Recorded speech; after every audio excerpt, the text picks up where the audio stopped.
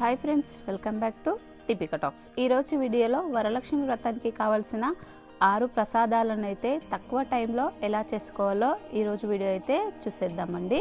ఇప్పుడు మొదటి ప్రసాదంగా వడలని ప్రిపేర్ చేస్తున్నానండి. అందుకోసం ఒక కప్పు మినపప్పును తీసుకొని ఒక 4 గంటల ముందే నానబెట్టుకున్నానండి. పప్పు కూడా చక్కగా నానిందనమాట. ఇప్పుడు ఈ పప్పు మొత్తాన్ని కూడా శుభ్రంగా కడిగేసుకొని మిక్సీ జార్లో వేసుకొని ఈ మినపప్పు మొత్తాన్ని కూడా పేస్ట్ అయితే చేసుకోవాలన్నమాట. చూడండి, పప్పు అయితే పేస్ట్ చక్కగా అయ్యిందనమాట. ఇప్పుడు దీన్ని ఒక గిన్నెలోకి తీసుకొని టేస్ట్కి సరిపడా ఉప్పుని, 1/2 టేబుల్ స్పూన్ జీలకర్ర, సన్నగా తరిగినటువంటి కొత్తిమీర, పచ్చిమిర్చి వేసుకొని బాగా కలిపేసుకొని మనము వడలనైతే ప్రిపేర్ చేసుకోవాలన్నమాట. వడపిండి ఇలా లూజ్గా అయినప్పుడు 2 టేబుల్ స్పూన్ల బొంబాయి రవ్వను యాడ్ చేయండి. క్రిస్పీగా గట్టిగా వస్తాయన్నమాట.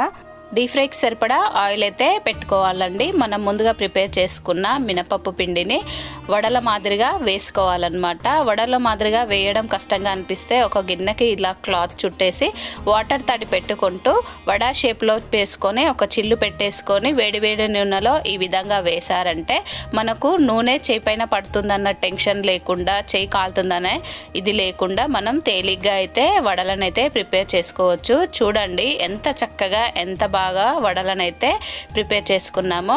ఇప్పుడు మన వడలైతే రెడీ అయ్యాయండి.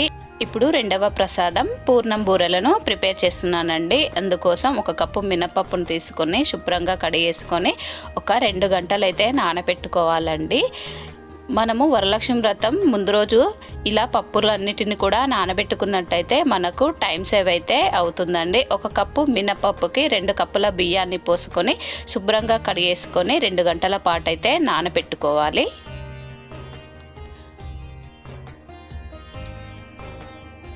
ఇప్పుడు పూర్ణం కోసం అయితే శనగపప్పును ఒక కప్పు తీసుకొని శుభ్రంగా అయితే కడిగేసుకోవాలన్నమాట. ఇలా కడుక్కున్న పప్పులోకి ఒక కప్పు శనగపప్పుకు 2 కప్పుల వాటర్ని అయితే పోసుకోవాలి. మూత పెట్టి ఒక 2 విజిల్స్ అయితే పెట్టుకుందామండి. పప్పు మీకు మెత్తగా కావాలనుకుంటే 3 విజిల్స్ పెట్టండి. కొంచెం బరకగా ఉంటే సరిపోతుంది అనుకుంటే 2 విజిల్స్ అయితే సరిపోతాయండి. చూడండి, ముందుగా మనం మినపప్పు నానబెట్టుకున్నాం కదా, పప్పు కూడా చక్కగా నానిందండి. ఇప్పుడు ఒకసారి శుభ్రంగా కడిగేసుకొని మిక్సీ జార్లో వేసి మిక్సీ అయితే పట్టుకోవాలండి. కొన్ని వాటర్ అయితే యాడ్ చేసుకోవాలి. మరీ ఎక్కువగా వాటర్ యాడ్ చేసినట్లయితే పిండి పలుచగా అవుతుందండి. ఈ కన్సిస్టెన్సీ వస్తే సరిపోతుందన్నమాట. ఇప్పుడు ఈ పిండి మొత్తాన్ని కూడా ఒక గిన్నెలోకి అయితే ట్రాన్స్ఫర్ చేసుకుందాము. ఇప్పుడు అదే మిక్సీ జార్లోకి ముందుగా నానబెట్టుకున్నటువంటి బియ్యాన్ని కూడా వేసి మిక్సీ అయితే చేస్తున్నానండి. మీరు కావాలనుకుంటే మినపప్పు, బియ్యము ఒకే దగ్గర కూడా నానబెట్టుకోవచ్చు. నేనైతే విడివిడిగా నానబెట్టాను.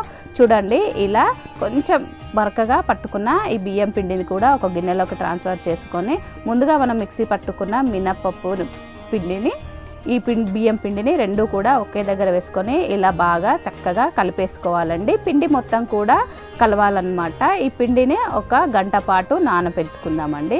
చూడండి, ఇక్కడ మన శనగపప్పు కూడా చక్కగా ఉడికిందండి. నాకు ఈ విధంగా ఉడికితే సరిపోతుందన్నమాట. ఇప్పుడు ఈ పప్పు మొత్తాన్ని కూడా వడకట్టుకొని చల్లారపెట్టుకొని మిక్సీ జార్లో అయితే వేసుకొని మిక్సీ అయితే చేసుకోవాలన్నమాట. చూడండి, పప్పు మొత్తం కూడా చక్కగా మిక్సీ అయితే పట్టుకున్నాం కదా. ఇక్కడ ఒక కప్పు శనగపప్పుకి 1 కప్పు బెల్లాన్ని అయితే తురిమి వేస్తున్నానండి. ఇందులోకి 1/2 కప్పు వాటర్ అయితే యాడ్ చేసి బెల్లం మొత్తం కూడా కరిగించుకోవాలి. స్వీట్ ఎక్కువగా తినాలి అనుకునే వాళ్ళు ఇంకొంచెం బెల్లాన్ని యాడ్ చేసుకోండి. 1 టేబుల్ స్పూను నెయ్యిని అయితే వేస్తున్నానండి. ఈ నెయ్యి వేయడం వల్ల టేస్ట్ అండ్ ఫ్లేవరు చాలా బాగుంటుంది. చూడండి, బెల్లం మొత్తం కూడా కరిగి మనం బెల్లం పాకం అయితే మసులుతుందనమాట. ఇలా మసులుతున్నప్పుడే మనం ముందుగా మిక్సీ చేసి పెట్టుకున్నటువంటి శనగపప్పు పిండి మొత్తాన్ని కూడా ఇందులో వేసేసుకొని బాగా కలుపుతూ ముద్దలాగా చేసుకోవాలన్నమాట. ఇందులోకి 1/2 టేబుల్ స్పూను ఇలాచి పొడిని అయితే వేస్తున్నానండి. చూడండి, పూర్ణం ఈ విధంగా రెడీ అయితే సరిపోతుందన్నమాట. ఇప్పుడు చల్లార పెట్టుకొని చిన్న చిన్న బాల్స్గా అయితే చేసుకుందామండి. ఈ పూర్ణం ఉండలని మనకు ఏ సైజులో కావాలంటే ఆ సైజులో చేసుకోండి. పెద్దగా అనుకుంటే పెద్దగా, చిన్నగా అంటే చిన్నగా. చూడండి, ఇక్కడ నాకైతే మొత్తంగా ఒక 13 పూర్ణం ఉండలైతే రెడీ అయిపోయాయి. ఒక గంట పాటు నానబెట్టుకున్న పిండిలోకి కొంచెం ఉప్పునైతే వేస్తున్నానండి. ఈ పిండి ఎంత పులిస్తే టేస్ట్ అనేది అంత బాగా వస్తుందన్నమాట. మనం ముందుగా సిద్ధం చేసి పెట్టుకున్న పూర్ణం బాల్స్ని ఈ పిండిలో వేసుకుంటూ చేత్తో అనుకుంటే చేత్తో, స్పూన్తో కావాలనుకుంటే స్పూన్తో, మీకు ఎలా కన్వీనియంట్గా ఉంటే అలా ఒక్కొక్కటిగా ఆయిల్లో వేసి డీప్ ఫ్రై అయితే చేసుకోవాలన్నమాట. చూడండి మన పూర్ణం ఉండలైతే చక్కగా రెడీ అయ్యాయి అన్నమాట. ఎంత బాగా పొంగుతున్నాయో చూడండి. ఈ పూర్ణాలు అయితే చాలా చక్కగా మంచి టేస్ట్తో అయితే ఉన్నాయండి. తేలిక అయితే చేసుకోవచ్చు. ఇప్పుడు మూడవ ప్రసాదం అండి, పొంగలి చేస్తున్నాను. ఇక్కడ ఒక కప్పు తీసుకొని 3/4 వంతు బియ్యాన్ని తీసుకున్నానండి. ఇందులోకి 1/4 వంతు పెసరపప్పునైతే యాడ్ చేస్తున్నాను అనమాట. మొత్తంగా కప్పు అండి. ఈ కప్పు బియ్యాన్ని కూడా ఒక గిన్నెలోకి పోసుకొని వాటర్ పోసేసి శుభ్రంగా అయితే కడిగేసుకోవాలండి. ఇలా కడుక్కున్న బియ్యంలోకి ఒక కప్పు బియ్యానికి 3 కప్పుల నీళ్ళైతే పోసుకొని ఒక 3 విజిల్స్ అయితే పెట్టుకోవాలండి. అప్పుడే అన్నం అనేది చక్కగా అవుతుంది. ఇందులోనే ఒక ఇలాచీ కూడా వేసానండి. చూడండి అన్నం అయితే రెడీ అయ్యిందనమాట. ఇలా వేడిగా ఉన్నప్పుడే ఒక గరిటెతో కానీ పప్పు గుత్తితో కానీ కాస్త మెత్తగా మెదుపుకున్నట్లయితే పొంగలి అనేది మృదువుగా కొంచెం మెత్తగా మంచిగా వస్తుందండి. చూడండి ఇలా వస్తే సరిపోతుంది. ఇందులోనే నేను ఒక కప్పు బెల్లాన్ని, 2 టేబుల్ స్పూన్ల నెయ్యినైతే యాడ్ చేస్తున్నానండి. 1/2 టేబుల్ స్పూను ఇలాచీ పొడి కూడా వేసేసుకొని తగినన్ని వాటర్ పోసేసుకొని బాగా కలుపుతూ ఉడికించుకోవాలన్నమాట. చూడండి ఈ విధంగా మనం పప్పు గుత్తితో కానీ గరిటెతో కానీ కలిపేసుకొని స్టవ్ మీద మీడియం ఫ్లేమ్లో ఉడికించుకున్నట్లయితే సరిపోతుందన్నమాట. ఇందులోకి 1/2 కప్పు నుంచి కప్పు వరకు కాచి చల్లార్చిన పాలనైతే పోస్తున్నానండి. ఈ విధంగా ఒక్కసారి పొంగలిని ట్రై చేయండి, చాలా టేస్టీగా సూపర్గా ఉంటుందన్నమాట. ఇప్పుడు మన పొంగలి అయితే రెడీ అయింది కదా. ఇప్పుడు మనము డ్రై ఫ్రూట్స్ని ఫ్రై చేసుకుందామండి. 3 టేబుల్ స్పూన్ల నేతిని వేసేసుకొని మన దగ్గర ఉన్న ఎండు కొబ్బరి, డ్రై ఫ్రూట్స్ అన్నీ కూడా వేసేసుకొని చక్కగా ఫ్రై అయితే చేసుకోవాలన్నమాట. మాడకుండా ఫ్రై చేసుకున్న ఈ డ్రై ఫ్రూట్స్ మొత్తాన్ని కూడా మన పొంగలిలో వేసి కలిపేసుకున్నట్లయితే ఎంతో టేస్టీగా ఉండే పొంగలి అయితే రెడీ అన్నమాట. ఇందులోనే కొంచెం పచ్చ కర్పూరం అండి, తినే కర్పూరం అంటాం కదా, ఆ కర్పూరాన్ని కొద్ది అంతా వేసుకున్నట్టయితే టెంపుల్ స్టైల్లో మన పొంగలి అయితే రెడీ అండి. చూడండి ఇందాక నేను అన్నం వండి రెడీగా పెట్టేసుకున్నాను అనమాట. అందులో నుంచి కొంచెం 1/2 కప్పు అన్నాన్ని తీసుకొని ఇలా మెత్తగా మెదుపుకుంటున్నానండి. ఎందుకు అంటే ఇది దద్దోజనం కోసం. 1/2 కప్పు అన్నానికి 1 కప్పు పెరుగునైతే తీసుకొని చక్కగా పెరుగు మొత్తం కూడా అన్నానికి పట్టే విధంగా చక్కగా కలిపేసుకోవాలండి. ఇందులోనే 1 కప్పు పాలనైతే యాడ్ చేసుకోవాలండి. నేనైతే 1 కప్పు నుంచి 1.5 కప్పు వరకు పాలనైతే యాడ్ చేశానన్నమాట. కొంచెం లూజ్గా ఉంటే బాగుంటుంది అనేసి. మనకు టైం గడిచే కొద్దీ ఈ దద్దోజనం అనేది దగ్గరికి ముద్దలాగా అవుతుందండి. ఇలా ఉన్నట్టయితే దద్దోజనం పర్ఫెక్ట్గా ఉంటుందన్నమాట. ఒకసారి నేతితో ఈ విధంగా పోపు చేయండి, టేస్ట్ అయితే బాగుంటుందన్నమాట. 2 టేబుల్ స్పూన్ల నేతిలోకి 1/2 టేబుల్ స్పూను శనగపప్పుని, 1/4 టేబుల్ స్పూను ఆవాలు, 1/4 టేబుల్ స్పూను మిరియాలను, పచ్చిమిర్చి చీలికలను వేసి ఇలా చక్కగా ఫ్రై అయితే చేసుకోవాలండి. ఇందులోనే కొంచెం కరివేపాకు కూడా వేసేసుకొని ఇదంతా కూడా చక్కగా ఫ్రై చేసుకోవాలి. ఈ విధంగా ఫ్రై అయిన పోపుని మనం ముందుగా ప్రిపేర్ చేసుకున్న దద్దోజనంలో వేసేసుకొని కలిపేసుకోవడమేనండి. ఇందులోకి నేను సాల్ట్ వేయడం మర్చిపోయానండి. రుచికి సరిపడా ఉప్పును కూడా వేసేసుకొని ఒకసారి చక్కగా కలిపేసుకున్నారంటే ఎంతో టేస్టీగా ఉండే దద్దోజనం అయితే రెడీ అండి. చూడండి మన దద్దోజనం అయితే రెడీ అయిందనమాట. 5వ ప్రసాదం పులిహోర అండి. చూడండి ఇక్కడ పులిహోరనైతే ప్రిపేర్ చేస్తున్నాను కదా. ఇందుకోసం పెద్ద నిమ్మకాయ సైజ్ అంతా చింతపండుని తీసుకొని శుభ్రంగా కడిగేసుకొని వాటర్ పోసుకొని ఒక 10 నిమిషాల పాటు అయితే నానబెట్టుకోవాలి. ఇలా నానిన చింతపండుని మనము మొత్తం కూడా పిసికేసుకొని ఇలా చింతపండు గుజ్జు మొత్తాన్ని సపరేట్ చేసుకోవాలండి. చూడండి ఈ విధంగా సపరేట్ చేసుకున్న ఈ చింతపండు గుజ్జు మొత్తాన్ని కూడా ఒక గిన్నెలోకి పోసేసుకొని 2 పచ్చిమిర్చి చీలికలను, కాస్త కరివేపాకు, పసుపును కూడా వేసుకోవాలండి. ఇందులోనే సాల్ట్ కూడా వేసుకోవాలి. 2 టేబుల్ స్పూన్ల ఆయిల్ కూడా వేసేసి చక్కగా మసల పెట్టుకోవాలండి. ఒక్కసారి ఈ విధంగా ట్రై చేయండి. పులిహోర అయితే సూపర్ అంటే సూపర్ టేస్టీగా ఉంటుందన్నమాట. చూడండి, మన పండు పులుసు అయితే చక్కగా మసులుతుంది కదా. ఇందులోకి సాల్ట్ యాడ్ చేస్తున్నానండి. నేను ఇందాక వేయడం మర్చిపోయాను, అందుకనే ఇప్పుడైతే సాల్ట్ని అయితే వేస్తున్నాను అనమాట. ఇలా చింతపండు మొత్తం కూడా ఉడికి దగ్గర పడితే సరిపోతుంది. స్టవ్ ఆఫ్ చేసుకోవాలండి. ఒక పెనం పెట్టేసి ఇప్పుడు పులిహోరలోకి పోపుని ప్రిపేర్ చేస్తున్నానండి.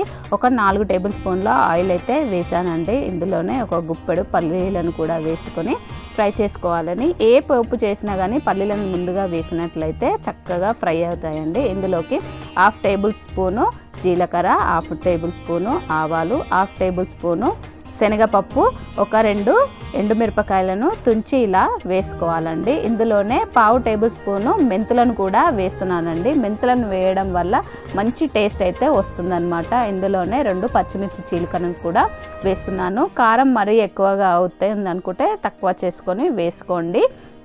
ఇందులోకి 2 కొమ్మల కరివేపాకును వేసుకొని 1/2 టేబుల్ స్పూను పసుపు కూడా వేసుకొని చక్కగా కలుపుతూ ఫ్రై అయితే చేసుకోవాలన్నమాట. చూడండి, ఇక్కడ మన పులిహోర పులుసులోకి పోపు అయితే రెడీ అయిందనమాట.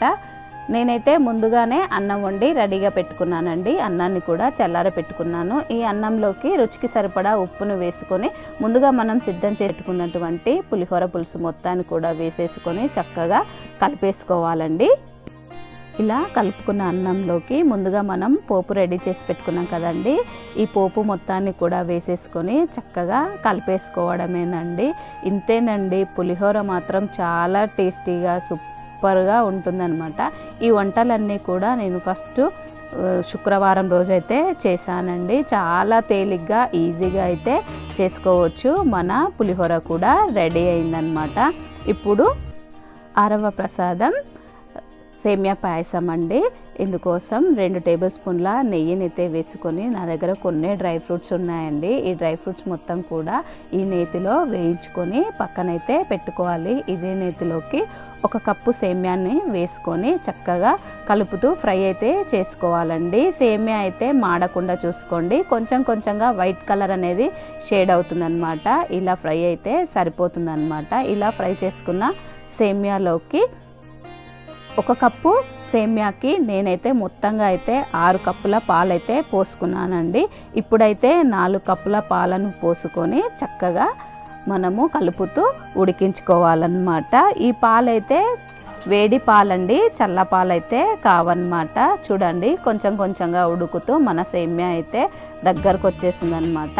ఇంకాస్త ఉడికితే సరిపోతుంది. చూడండి, ఇలా ఉడికింది కదా. ఇప్పుడు ఇందులోకి 1/2 టేబుల్ స్పూను యాలకుల పొడిని, అలాగే రుచికి సరిపడా చక్కెరనైతే తీసుకుంటున్నానండి. 1 కప్పు సేమ్యాకి 1/2 కప్పు షుగర్ అయితే సరిపోతుందన్నమాట. మీరు తీపి కొంచెం ఎక్కువగా తినేవాళ్ళు ఇంకాస్త ఎక్కువగానే వేసుకోండి. మాకైతే ఈ తీపి సరిపోతుందన్నమాట. చూడండి, మన సేమ్యా మొత్తం కూడా ఉడుకుతూ ఇలా దగ్గరకు వచ్చేసింది కదా. ఇప్పుడు ఇందులోకి ఇంకా 2 కప్పుల పాలనైతే యాడ్ చేస్తున్నానండి. మొత్తంగా నేనైతే 6 కప్పుల మీద సగం పాలనైతే తీసుకున్నాను అనమాట. అప్పుడే ఈ పాయసం అనేది గడ్డ కట్టకుండా జారుగా ఉంటుందన్నమాట. ఒక 2 గంటల తర్వాత కూడా పాయసం ఎలా ఉందనేది మీకు చూపిస్తున్నానండి. చూడండి, ఇలా చక్కగా ఉడికించుకున్న పాయసంలోకి ముందుగా మనం నేతిలో వేయించుకున్నటువంటి డ్రై ఫ్రూట్స్ మొత్తం కూడా వేసేసుకొని స్టవ్ ఆఫ్ చేసుకోవడమేనండి. ఎంతో తేలిగ్గా ఈజీగా చేసుకునే వరలక్ష్మి ప్రసాదాలను అయితే చూసేశారు కదా. ఈరోజు ఈ వీడియో మీకు ఎలా అనిపించిందో ప్లీజ్ నా కామెంట్ సెక్షన్లో అయితే కామెంట్ చేయండి. ఈ వీడియోస్ కనుక మీకు నచ్చినట్లయితే ప్లీజ్ నా ఛానల్ని లైక్, షేర్, సబ్స్క్రైబ్. చూడండి, ఒక 2 గంటల తర్వాత పాయసం అనేది ఈ విధంగా ఉంది.